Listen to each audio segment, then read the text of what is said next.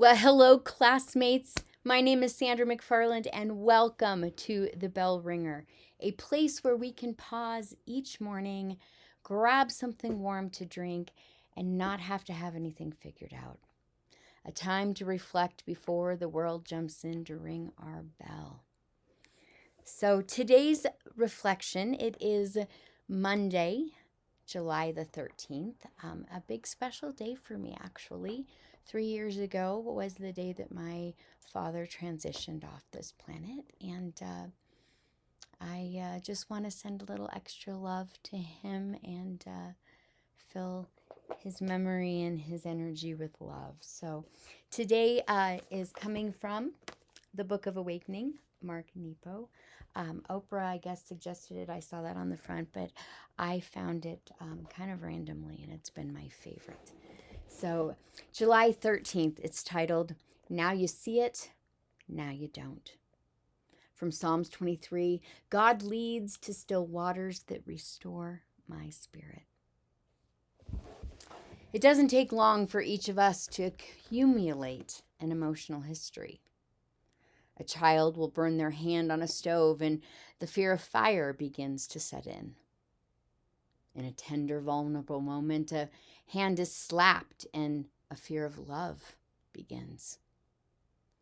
Our emotional associations and the reflexes run deep. Often the heart breathes beneath all of our associations like a soft, sandy bottom waiting underwater.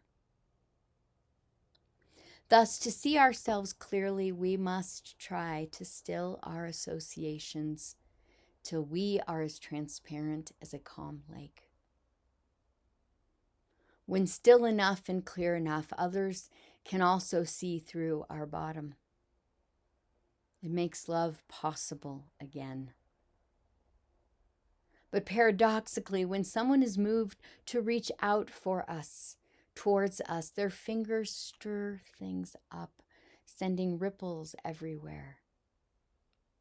And we and they can often lose sight of what matters. All this affirms the need to stay with our feelings long enough for the emotional associations, those ripples, to settle. No one can escape this, no matter how young or old you may be, no matter how innocent or experienced you are. If you've ever been awake and alive and in any kind of relationship that has in any way been real, your waters have been stirred up. Your emotions have caused ripples. It seems the only way that we can truly know our own depth is to wait for our associations and our reflexes to subside,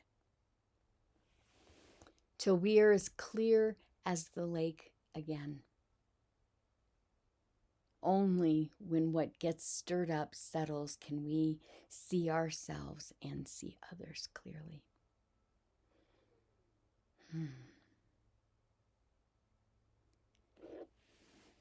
What did that bring up? What word or what thought or what memory did that hold for you? I'd love for you to share.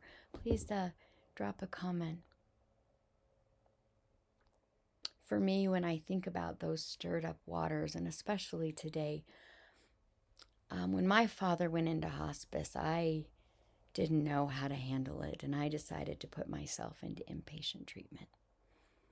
I had woven another toxic relationship.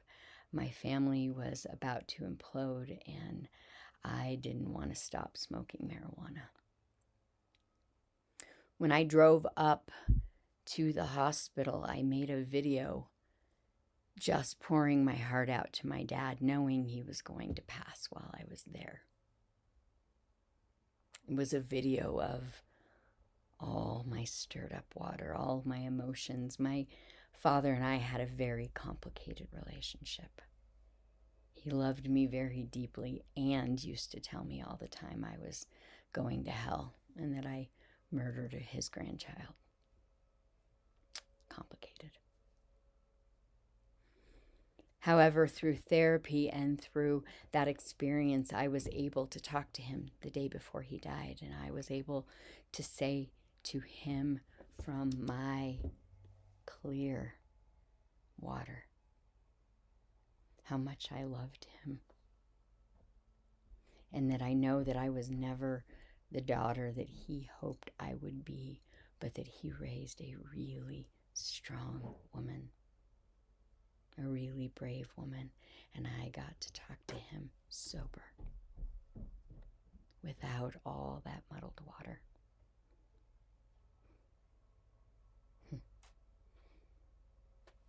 Thank you for letting me share that.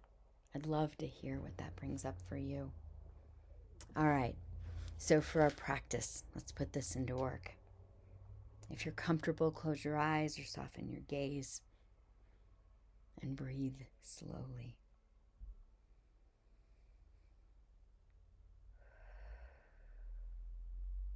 Allow any of your own agitations of your heart or your mind just come and go.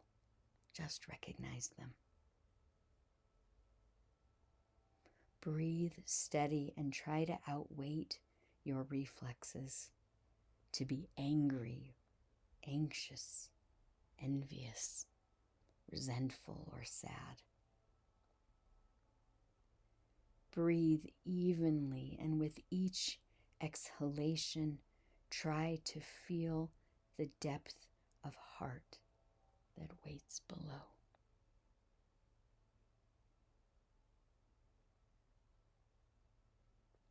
Then, please visualize your loving arms wrapped tightly around yourself. Thank yourself for these precious few moments to just pause.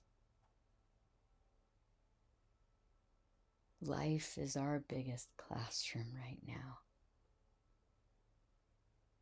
Don't forget to grade your own paper. I'm Sandra McFarland. Thank you for joining me for another gathering of bell ringers. Like I said, unedited, I was supposed to have the dinger here.